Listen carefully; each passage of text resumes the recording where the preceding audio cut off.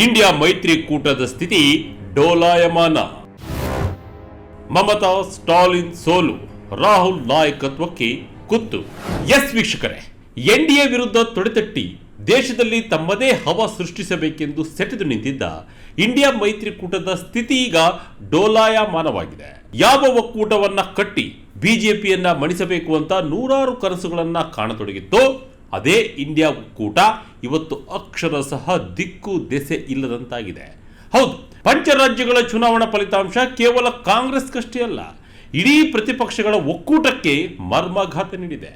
India ಒಕ್ಕೂಟದ ದಿಗ್ಗಜರ ಸೋಲಿನಿಂದ powerful ನಾಯಕನಿಲ್ಲದೆ ಪರದಾಡುವಂತ ಸ್ಥಿತಿ ನಿರ್ಮಾಣವಾಗಿದೆ. ಅಷ್ಟೇ ಅಲ್ಲ, ರಾಹುಲ್ ಗಾಂಧಿ ನಾಯಕತ್ವದ ಬಗ್ಗೆಯೂ ಪ್ರಶ್ನೆ ಎದ್ದಿದೆ. ಹಾಗಾದ್ರೆ ಮುಂದೆ ಇಂಡಿಯಾ ಮೈತ್ರಿಯ ಭವಿಷ್ಯವೇನು? ಮುಂದಿನ ಸಾರಥಿ ಯಾರಾಗ್ತಾರೆ? ರಾಹುಲ್ ಗಾಂಧಿ ನಾಯಕತ್ವದ ಬಗ್ಗೆ ಪ್ರಶ್ನೆ ಎದ್ದಿದ್ದು ಯಾಕೆ? ಸಂಪೂರ್ಣ ಮಾಹಿತಿ ಇಲ್ಲಿದೆ. ಇದು ವಿಜಯ ಕರ್ನಾಟಕ ಯೂಟ್ಯೂಬ್ ಚಾನಲ್. ನಾನು ನಿಮ್ಮ ಶಂಕರ್ನ ಹೆತ್ತೂರ್. ಮೈತ್ರಿಕೂಟದ ದಿಗ್ಗಜರಿಗೆ ಸೋಲು. ಎಸ್ ವೀಕ್ಷಕರೇ, ನಾವು ಇಂಡಿಯಾ ಒಕ್ಕೂಟದ ಪ್ರಮುಖ ಫಿಲ್ಲರ್ಗಳಾಗಿದ್ದ ಟಿಎಂಸಿ ಮತ್ತು ಡಿಎಂಕೆಯ ಇವತ್ತಿನ ಪರಿಸ್ಥಿತಿಯನ್ನು ನೋಡ್ತಾ ಹೋಗೋಣ.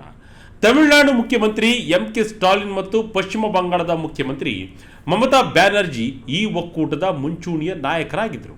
ಕೇಂದ್ರ ಸರ್ಕಾರ ಮತ್ತು ಬಿಜೆಪಿಯ ವಿರುದ್ಧ ಅತ್ಯಂತ ಆಕ್ರಮಣಕಾರಿಯಾಗಿ ದನಿ ಎತ್ತುತ್ತಿದ್ದ ಈ ಇಬ್ಬರು ನಾಯಕರು ಇವತ್ತು ತಮ್ಮ ಸ್ವಂತ ರಾಜ್ಯಗಳಲ್ಲಿ ಸೋತು ಸುಣ್ಣವಾಗಿದ್ದಾರೆ. ತಮಿಳುನಾಡಿನಲ್ಲಿ ಸ್ಟಾಲಿನ್ ಕೋಟೆಗೆ ದಳಪತಿ ವಿಜಯ್ ಲಗ್ಗೆ ಇಟ್ಟರೆ, ಬಂಗಾಳದಲ್ಲಿ ಮಮತಾ ಬ್ಯಾನರ್ಜಿರವರ 15 ವರ್ಷದ ಸಾಮ್ರಾಜ್ಯ ಪತನವಾಗಿದೆ. ಇದು ಕೇವಲ ಇಬ್ಬರು ವ್ಯಕ್ತಿಗಳ ಸೋಲಲ್ಲ, ಇದು ಇಂಡಿಯಾ ಒಕ್ಕೂಟದ ಬೆನ್ನೆಲುಬೆನ್ನೆ ಮುರಿದ ಘಟನೆ. ಇದುವರೆಗೆ ಮೈತ್ರಿಕೂಟದ ಮುಂದಾಳುಗಳಾಗಿದ್ದ ಇವರು ಇವತ್ತು ತಮ್ಮ ಅಸ್ತಿತ್ವ ಉಳಿಸಿಕೊಳ್ಳೋಕೆ ಹೋರಾಟ ಮಾಡಬೇಕಾದ ಪರಿಸ್ಥಿತಿ ಬಂದಿದೆ. ಅತ್ತ ಕೇರಳದಲ್ಲಿ ಎಡರಂಗದ ಪಿಣರಾಯಿ ವಿಜಯನ್ ಅವರಿಗೂ ಕೂಡ ಜನ ತಕ್ಕ ಪಾಠ ಕಲಿಸಿದ್ದಾರೆ. ಅಂದ್ರೆ ಒಕ್ಕೂಟದ ಹಿರಿಯ ನಾಯಕರೆಲ್ಲರೂ ಇವತ್ತು ಸೋಲಿನ ಸುಳಿಯಲ್ಲಿ ಸಿಕ್ಕಿದ್ದಾರೆ. ಇಂಡಿಯಾ ಮೈತ್ರಿಯಲ್ಲಿ ನಾಯಕತ್ವದ ಗೊಂದಲ. ಕಳೆದ 1.5 ವರ್ಷದಿಂದ ಮೈತ್ರಿಯಲ್ಲಿ ಬಿರುಕು. ಎಸ್ ವೀಕ್ಷಕರೇ, ಇಂಡಿಯಾ ಒಕ್ಕೂಟದ ಅತಿ ದೊಡ್ಡ ದೌರ್ಬಲ್ಯ ಅಂದ್ರೆ ಅದು ನಾಯಕತ್ವದ ಪ್ರಶ್ನೆ. ಕಳೆದ 1 ವರ್ಷದಿಂದಲೂ ಈ ಕೂಟದಲ್ಲಿ ಒಬ್ಬನೇ ಒಬ್ಬ ಸರ್ವಮತ ನಾಯಕನಿಲ್ಲ ಅನ್ನೋದು ಈಗ ಸಾಬೀತಾಗಿದೆ. ಪಂಚರಾಜ್ಯಗಳ ಚುನಾವಣೆಯ ಸೋಲು ಈ ಗೊಂದಲಕ್ಕೆ ಈಗ ತುಪ್ಪ ಸುರಿದಿದೆ. ರಾಹುಲ್ ಗಾಂಧಿ ಅವರನ್ನ ಒಕ್ಕೂಟದ ಮುಖ ಅಂತ ಬಿಂಬಿಸೋಕೆ ಕಾಂಗ್ರೆಸ್ ಪ್ರಯತ್ನ ಮಾಡ್ತಾ ಇದೆ. ಆದರೆ ಮಿತ್ರ ಪಕ್ಷಗಳು ಮಾತ್ರ ಇದನ್ನ ಒಪ್ಪೋಕೆ ಸಿದ್ಧವಿಲ್ಲ. ಈ ಹಿಂದೆ ಮಮತಾ ಬ್ಯಾನರ್ಜಿರವರು ಬಹಿರಂಗವಾಗಿಯೇ ಅಸಮಾಧಾನವನ್ನು ಹೊರಹಾಕಿದ್ದರು. ಇಂಡಿಯಾ ಬ್ಲಾಕ್ ಅನ್ನ ನಾವು ರಚಿಸಿದ್ದೇವೆ, ಅದನ್ನ ನಿರ್ವಹಿಸುವುದು ಅದರ ನಾಯಕತ್ವ ವಹಿಸಿಕೊಂಡವರಿಗೆ ಬಿಟ್ಟಿದ್ದು, ಅವರಿಗೆ ಅದು ಸಾಧ್ಯವಾಗದಿದ್ದರೆ ನಾವಾದರೂ ಏನು ಮಾಡೋಕ್ಕಾಗುತ್ತೆ ಅಂತ ನೇರವಾಗಿ ಕಾಂಗ್ರೆಸ್ಗೆ ಟಾಂಗ್ ನೀಡಿದರು. ಮಮತಾ ಬ್ಯಾನರ್ಜಿ ಅವರಿಗೆ ತಾನೇ ಈ ಒಕ್ಕೂಟದ ನಾಯಕಿ ಆಗಬೇಕು ಅನ್ನೋ ಆಸೆಯೂ ಇತ್ತು. ಆದರೆ ಈಗ ಮಮತಾರವರೇ ಸೋತಿರೋದ್ರಿಂದ ಇಂಡಿಯಾ ಒಕ್ಕೂಟದ ನಾವಿಕ ಯಾರು ಅನ್ನೋ ಪ್ರಶ್ನೆ ಉದ್ಭವವಾಗಿದೆ. ಸಾಲು ಸಾಲು ಸೋಲಿಗೆ ಕಂಗೆಟ್ಟ ಇಂಡಿಯಾ ಒಕ್ಕೂಟ.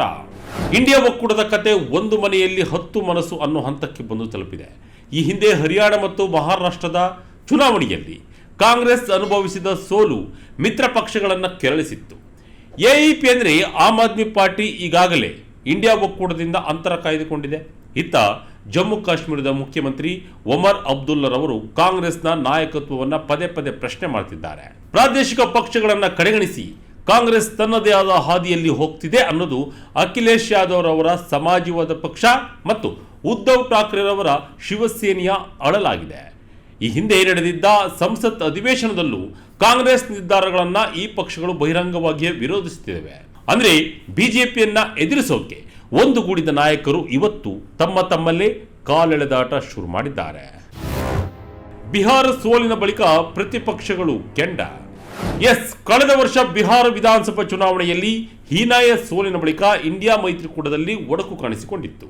ಯಾವ ಮಟ್ಟಕ್ಕೆ ಅಂದ್ರೆ ಕಾಂಗ್ರೆಸ್ ನೇತೃತ್ವದ ಮೈತ್ರಿಕೂಟದ ಕಾರ್ಯತಂತ್ರ, ನಾಯಕತ್ವ ಮತ್ತು ವಿಶ್ವಾಸ ಅರ್ಹತೆಯನ್ನ ಹಲವು ಪ್ರಾದೇಶಿಕ ಪಕ್ಷಗಳು ಬಹಿರಂಗವಾಗಿ ಪ್ರಶ್ನಿಸಿದ್ದವು. ಮೈತ್ರಿಕೂಟದಿಂದ ಹಲವು ಮಿತ್ರ ಪಕ್ಷಗಳು ಹೊರಗೆ ಹೋಗಲು ರೆಡಿಯಾಗಿದ್ದವು. ಜಾರ್ಖಂಡ್ ಮುಕ್ತಿ ಮೋರ್ಚಾ ಸೀಟು ಹೊಂದಾಣಿಕೆ ಚೌಕಟ್ಟಿನಿಂದ ಹೊರ ನಡೆದಿತ್ತು. ಸೀಟು ಹಂಚಿಕೆ ಮಾತುಕತೆ ವೇಳೆ ದೊಡ್ಡ ಪಕ್ಷಗಳು ಮೂಲೆ ಗುಂಪು ಮಾಡಿವೆ ಹಾಗೂ ಹಿಂದಿನ ಮಾತುಕತೆ ವೇಳೆ ನೀಡಿದ್ದ ಭರವಸೆಯನ್ನ ಈಡೇರಿಸುವಲ್ಲಿ ವಿಫಲವಾಗಿವೆ ಎಂದು ಜೆಎಂಎಂ ಆಪಾದಿಸಿತ್ತು. ಬಿಹಾರ ಚುನಾವಣೆಯಲ್ಲಿ ಪ್ರತ್ಯೇಕವಾಗಿ ಸ್ಪರ್ಧಿಸಲು ಆಮ್ ಆದ್ಮಿ ಪಾರ್ಟಿ ಮೊದಲೇ ನಿರ್ಧಾರ ಕೈಗೊಂಡಿತ್ತು. ರಾಷ್ಟ್ರ ಮಟ್ಟದ ವೇದಿಕೆಯೇ ದುರ್ಬಲವಾಗಿರುವಾಗ ರಾಜ್ಯ ಮಟ್ಟದ ವಿಸ್ತರಣೆಯನ್ನ ಬಲಿಕೊಡಲು ಸಾಧ್ಯವಿಲ್ಲ ಎಂಬ ಕಾರಣ ನೀಡಿ ಏಕಾಂಗಿಯಾಗಿ ಸ್ಪರ್ಧಿಸಿತ್ತು.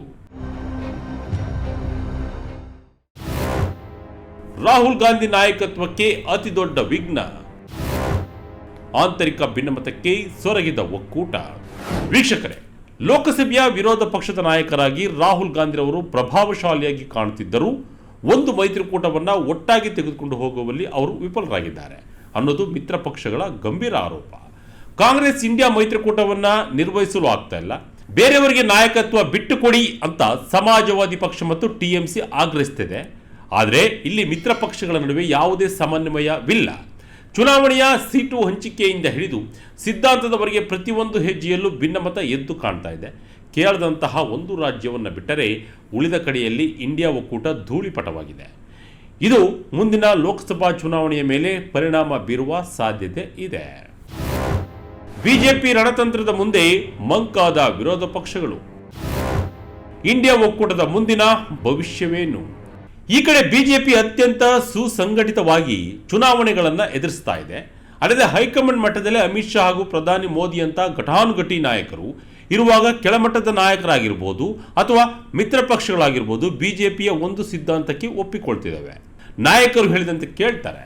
ಜೊತೆಗೆ ಎಲ್ಲ ಪ್ರಾದೇಶಿಕ ಪಕ್ಷಗಳು ಮನ್ನಣೆ ಕೊಡ್ತಿದ್ದಾರೆ. ಆದರೆ ಇಂಡಿಯಾ ಒಕ್ಕೂಟದಲ್ಲಿ ಹಾಗಿಲ್ಲ. ಪ್ರತಿ ಚುನಾವಣೆಯಲ್ಲೂ ಸಮನ್ವಯದ ಕೊರತೆ ಎದ್ದು ಕಾಣ್ತಾ ಇದೆ. ಕೇವಲ ಘೋಷಣೆಗಳಿಗಷ್ಟೇ ಸೀಮಿತವಾಗಿದೆ. ಈ ಹಿಂದೆ ಮಮತಾ ಬ್ಯಾನರ್ಜಿರವರು ತಾನೇ ಮೈತ್ರಿಕೂಟ ಮುನ್ನಡೆಸುವ ಸಾಮರ್ಥ್ಯ ಹೊಂದಿದ್ದೇನೆ ಅಂತ ಹೇಳಿದರು. ಆದರೆ ಅವರ ಸೋಲು ಪ್ರತಿಪಕ್ಷಗಳ ಎಲ್ಲ ಲೆಕ್ಕಾಚಾರವನ್ನು ಉಲ್ಟ ಮಾಡಿದೆ. ಪ್ರಾದೇಶಿಕ ನಾಯಕರು ಈಗ ಕಾಂಗ್ರೆಸ್ ಮೇಲೆ ಅವಲಂಬಿತರಾಗೋಕೆ ಸಿದ್ಧರಿಲ್ಲ. ಇತ್ತ ಕಾಂಗ್ರೆಸ್ ಕೂಡ ಪ್ರಾದೇಶಿಕ ಪಕ್ಷಗಳಿಗೆ ಹೆಚ್ಚಿನ ಸ್ಥಾನ ಬಿಟ್ಟುಕೊಡಲು ತಯಾರಿಲ್ಲ. ಈ ಜಿದ್ದಾಜಿದ್ದಿನ ನಡುವೆ ಇಂಡಿಯಾ ಒಕ್ಕೂಟ ಅನ್ನೋ ಹಡಗು ಕೂಡ ಮುಳುಗು ಹಂತಕ್ಕೆ ಬಂದಿದೆಯಾ? ಇಂಡಿಯಾ ಒಕ್ಕೂಟ ಕೂಡ ಒಗ್ಗಟ್ಟಿನ ಮಂತ್ರ ಪಠಿಸದಿದ್ದರೆ ಮುಂದಿನ ದಿನಗಳಲ್ಲಿ ರಾಜಕೀಯವಾಗಿ ಸಾಕಷ್ಟು ಪರಿಣಾಮ ಎದುರಿಸಬೇಕಾಗುತ್ತೆ. ಈಗ ರಾಹುಲ್ ಗಾಂಧಿರವರ ನಾಯಕತ್ವದ ಬಗ್ಗೆಯೇ ಪ್ರಶ್ನೆಗಳು ಎದ್ದಿರುವಾಗ ಮುಂದಿನ ದಿನಗಳಲ್ಲಿ ಇಂಡಿ ಒಕ್ಕೂಟದ ಸಮಸ್ಯೆ ಹೇಗೆ ಬಗೆಹರಿಯುತ್ತೆ ಅನ್ನೋದು ಕೂಡ ಈಗ ಯಕ್ಷ ಪ್ರಶ್ನೆಯಾಗಿದೆ.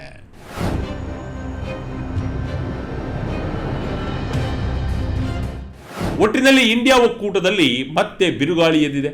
ನಾಯಕತ್ವದ ಬಿಕ್ಕಟ್ಟು, ಆಂತರಿಕ ಕಿತ್ತಾಟ ಮತ್ತು ಸಾಲು ಸಾಲು ಚುನಾವಣಾ ಸೋಲುಗಳು ಈ ಒಕ್ಕೂಟದ ಅಸ್ತಿತ್ವಕ್ಕೆ ಸವಾಲಾಗಿವೆ.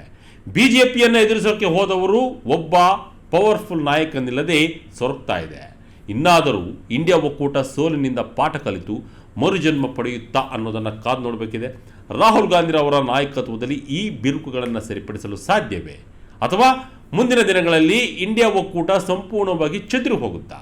ನಿಮ್ಮ ಅನಿಸಿಕೆಗಳನ್ನು ಕಮೆಂಟ್ ಮೂಲಕ ತಿಳಿಸಿ. ಇದಾಗಿತ್ತು ಈ ಕ್ಷಣದ ಇಂಟ್ರೆಸ್ಟಿಂಗ್ ಸ್ಟೋರಿ. ಇದೇ ರೀತಿಯ ಸ್ಟೋರಿಗಾಗಿ Vijaya Karnataka website, YouTube page, Facebook page follow ಮಾಡ್ತಾ ಇರಿ. ಧನ್ಯವಾದಗಳು.